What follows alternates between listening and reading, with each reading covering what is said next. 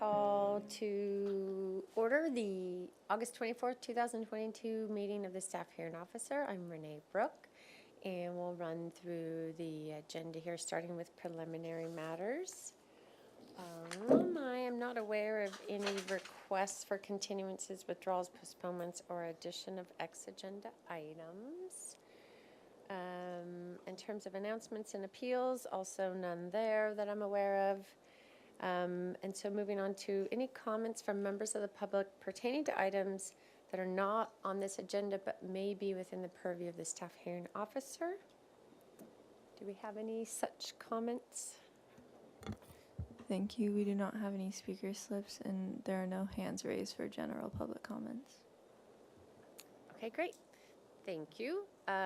So we'll move on to the first of the projects, which is 1734 Gillespie Street. There we go. Thank you, Ms. Broadison. Good morning, Ms. Brooke. Yes, Kelly Broadison with Community Development. The project I'm presenting today is located at 1734 Gillespie Street.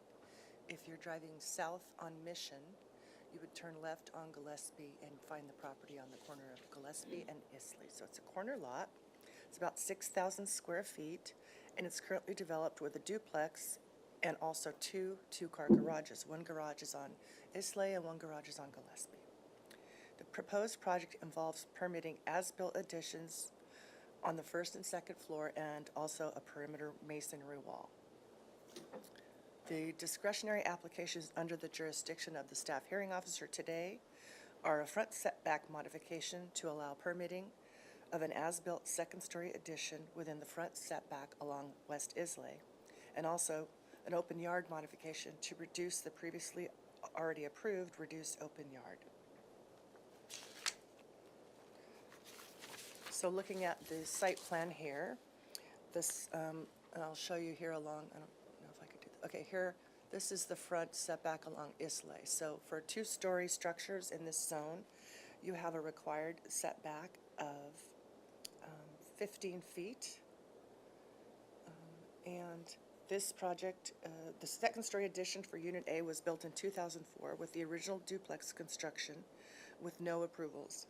It received an as-built front setback modification to be 15 feet from the front property line on Islay versus required 20 feet. So I correct myself, it's actually 20 feet for two-story structures. The staff hearing officer approved this zoning modification in 2014, and the ABR also reviewed the project for neighborhood consistency and found the project to be compliant with the ABR's guidelines. The modification and associated ABR approval expired later in 2017. And this application basically requires the same relief from the standards that were previously approved. Staff supports this front setback modification on the basis of the lot being constrained by two setbacks and the ABR's continued support for the design and the neighborhood compatibility. And I can show you, if you'd like, the front elevation on Islay Street. So it's on the left-hand side here in the front. The other modification under review by the staff hearing officer today is the open yard modification. So 1,250 square feet of private open yard is required for this property in this zone. The original duplex construction included an open yard modification to reduce the staff hearing officer, to reduce the open yard, in 2003. The reduced open yard was 820 square feet and measured at 20 feet by 41 feet in the backyard. The as-built second-story deck, which you can see here, you can see where I'm pointing, cantilevers over the approved reduced open yard, so it technically reduces the already approved reduced open yard. Open yard must be open to the sky, meaning that most of the area under the as-built deck can no longer be counted. As drawn on the submitted site plans, the applicant has redrawn the open yard to not include the area below the second-story cantilever deck. The original overhang qualifies as an allowed encroachment, and a portion of the area under the deck qualifies. The applicant has also shown the reduced open yard by including only the functional area contained within the as-built masonry walls. So it's a shaded area here at the top of the slide. The further reduced open yard would codify the functional open yard and take into account the masonry wall, which is screening the private open yard from the trash area.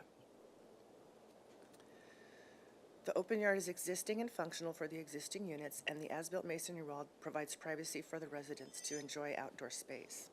Staff is supportive of the proposed open yard modification to codify the existing and functional conditions on the site. Further, the as-built additions include an upper-level balcony for Unit B, and while that balcony does not technically count as usable open yard, it does provide an area on the site for enjoyment of outdoor living, consistent with the intent and purposes of the open yard. The project was reviewed back in 2014, and at that time the board stated that it was reviewed by the ABR back in 2014, and at that time the project was found consistent with the ABR guidelines, and the proposed modification would have no adverse impact on the neighborhood.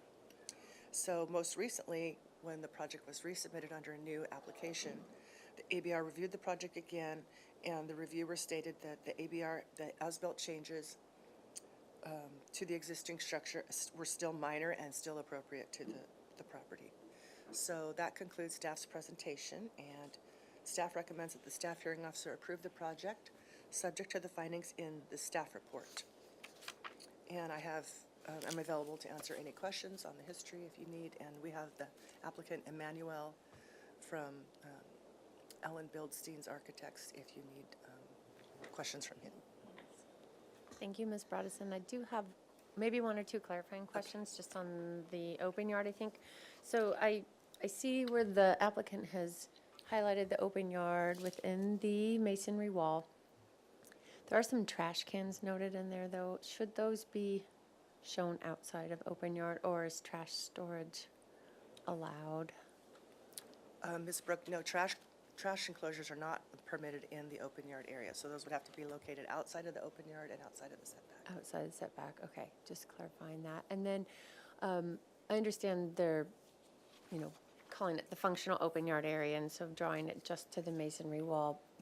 Can an open yard go up to that 15-foot front setback if that wall wasn't there? Or even if the wall is there, I guess. So I don't see, this is in the rear corner of the lot, this top shaded area, so there's no front setback, I don't think. I'm asking, well, because the original open yard was about 820 square feet. With the wall there, it's more or less made the functional area what it is. I just wasn't sure if open yard can go up to the front setback on Islay or not. I think I'd have to verify, but I think it can go up to the front setback, Okay. Front setback line. Okay. I think those are my only questions for staff. Thank you, Ms. Brodesson. Does the applicant have anything you'd like to add or present? No, but thank you for your support. If you do want to speak, please come up to the mic. Thank you, Ellen. Oh, and it looks like maybe turn the mic back on. Oh, push it again. Oh, okay, there we go. Yeah, just grateful for your support of the project. The elements that were built were a long time ago, and this project is really kind of about dealing with an old situation that didn't get resolved at the time that the issue came to light. So in any case, really grateful for your support of it, and for the family involved, it's really critical to kind of get this all dealt with and made right so that they can continue to live there comfortably and have it all squared away the way it should be. Thank you. Thank you. I don't think I have any, do I have questions for the applicant? I don't believe I have any questions for the applicant. I do want to open public comment. We did receive 2 letters on this, and I'm not sure if there's also people here or online that would like to speak. Thank you. We did not receive any speaker slips, and at this time, I do not see any hands raised, so I'll hand it back to the staffing officer. Okay, thank you. I'll close public comment. I do want to acknowledge the 2 comment letters were both from neighbors who live to the east of this property on Villa Avenue, expressing concern about the location of the masonry wall and whether or not it might be on their property. It's not within the purview of the staff hearing officer, nor really our building inspectors, so I'm just would ask those involved that if something needs to be resolved about the location of the wall, it might need to involve a private land survey to try to reconcile that. Oh, Ms. Brodesson, I do have a question for you just about the building permit status of all this. So because some of this work, I believe, has not received final inspection, do we expect that through building permit issuance and inspection that all this will be documented and archived as built? Correct, Ms. Brooke, yes. Due to the complicated permitting history, the closure of the enforcement case will be handled by the city attorney's office. However, this application would abate the masonry wall, which is not under your purview, but it will be during building permit. So yeah, that subsequent to today's hearing, if approved, it would go forward back to ABR and then to the building permit department. Okay, thank you. So I did read the staff report and reviewed the plans and went by the site yesterday, and so I have a good sense of the usable areas on this property, recognizing it is a corner lot. It does have 2 front setbacks, and so the modification for the encroachments into the front setback along Islay Street, I can approve that based on staff's analysis and findings. And the open yard, as it's drawn on the plan, that matches our ordinance requirements. It is unfortunate that the as-built second-story balcony further reduced that open yard area. I do understand that it can provide an amenity for that upper story area that, as staff stated, does meet the intent of usable space. It's just replacing it on the second floor instead of on the ground. And also, that area between Unit A and Islay Street did seem to be used as a nice outdoor space, although it can't count as open yard. That is an amenity for the tenants there. So this property does still seem to have open space that's usable, even if it doesn't meet the code. So I can approve that modification for the open yard as requested too. So with that, I will approve both requested modifications based on staff's analysis and the findings in the staff report. I didn't have any changes to the findings.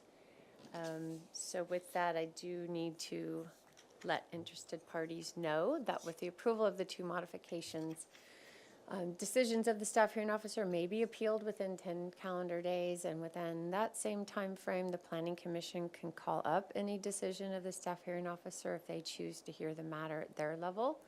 And if either of those things happen, Ms. Broadison would contact the applicant and let you know. Thank you.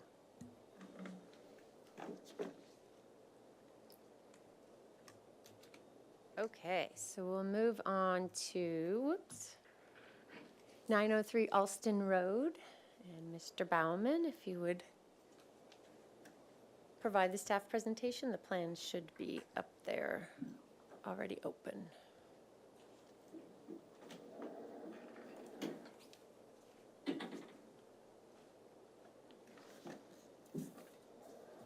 All right, good morning, Ms. Brooke. I'm Tony Bauman, the planner assigned to this application for a modification. Here we're looking at the site plan.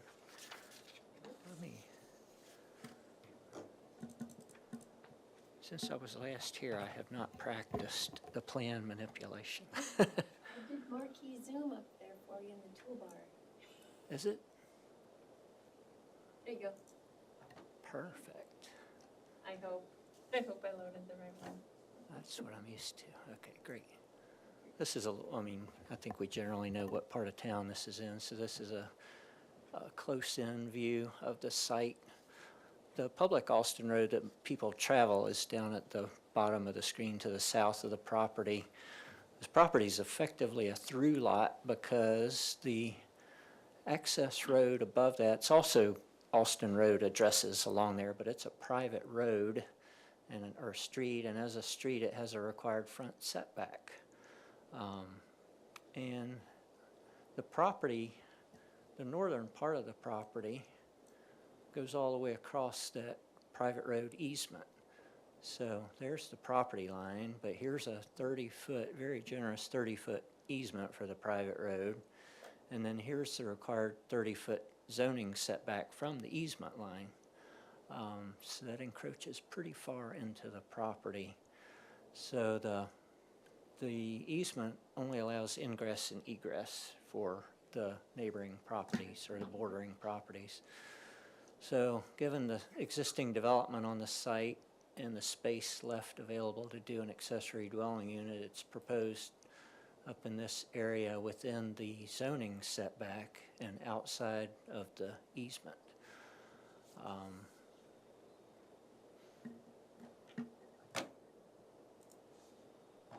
right, so here's the site plan. The ADU would be graded onto this hillside. It's quite a bit higher than the driveway level. I think the floor level of the ADU would be, I don't know, something like 17 feet above the driveway. So there's an existing carport that's designated as the parking for the accessory dwelling unit, and then there would be a stairway, pathway going up to the entrance to the accessory dwelling unit up here. It's a one-bedroom unit with a deck on the south side. Great view. I mean, this is elevated above the house, so you can see the primary residence doesn't even block any part of the view that they would have from this unit. Let's see. Oh, this property has kind of abundant parking, I guess you would say. There's a 2-car garage, and then that 1-car carport, and then also 2 permitted uncovered parking spaces on the site.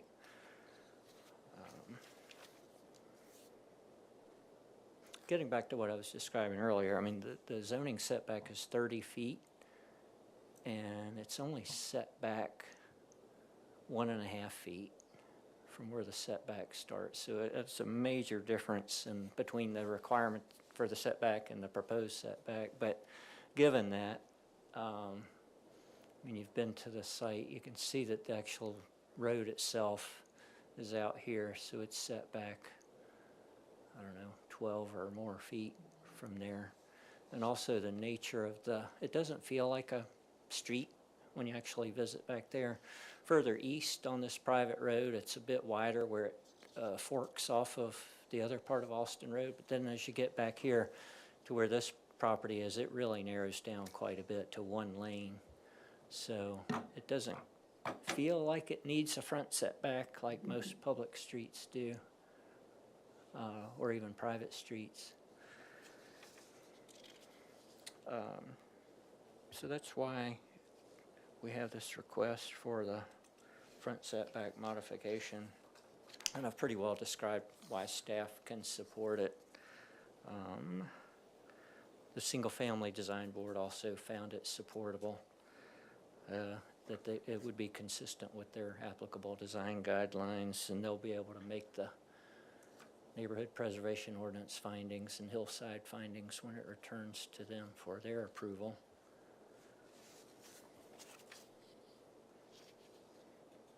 And we got public comment representing neighbors that are concerned about potential parking, like the tenants of this accessory dwelling unit would come up here and park somewhere up here to make it easier, because this is kind of on the same elevation level versus parking down below and climbing this hill to get up there. Staff's not proposing any conditions of approval that might address that. The neighbors could enforce their private street easement as being for ingress and egress only if they chose to.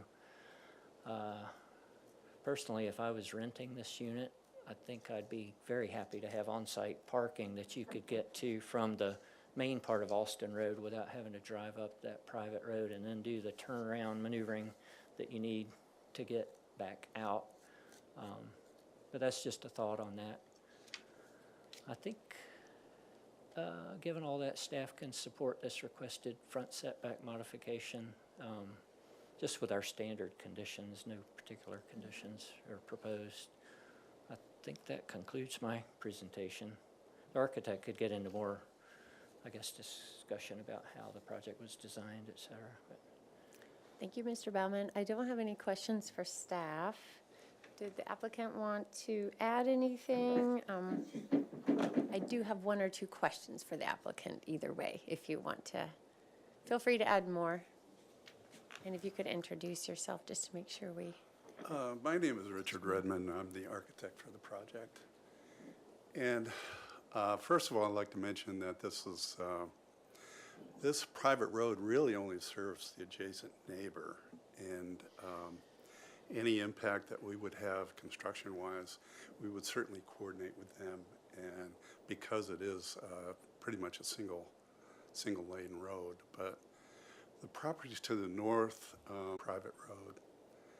And if you notice The property next door, actually the house and the guest house, both are set into this setback area. So we're not doing anything that's particularly unusual for this site. And that's the only thing I'd like to mention. Thank you. Thank you, Mr. Redmond. Oh, my question for you was about construction access, and I'll get to public comment in a moment. I did receive, I believe, one written letter on this expressing concerns, as Mr. Baumann also said, making assumptions about where the tenants of the ADU may end up parking, and that's not within my purview. I was curious, though, being out to the site and the steepness of the driveway for the residents, the primary residents, I was curious how you might be handling construction access to construct the ADU.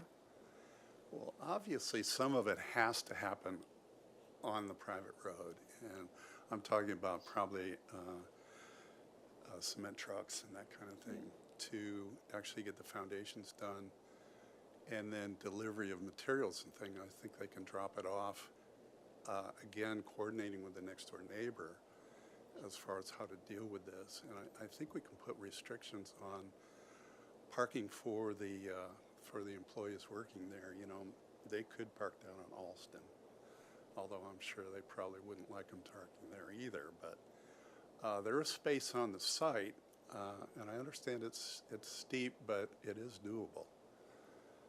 So, yeah, I think some of that is going to have to happen on that private road just for access in to get the, especially the concrete truck to get their deliveries. Thank But you. I think they could actually pull off the road because it's fairly flat up there. Thank you for that clarification. I'll open public comment. I did acknowledge the one written letter we received. Do we have anyone who would want to speak now? Thank you. If you'd like to make a public comment, please use the raise hand icon. And if you have any speaker slips, please submit your speaker slips to me. Can you grab a speaker slip? You can come up and speak, but just fill it out when you're done. Oh, the podium, sorry. Here. Just Oh, to sorry. get you on the right camera. Hi, my name's Carol Lynn, and it's our house, the development.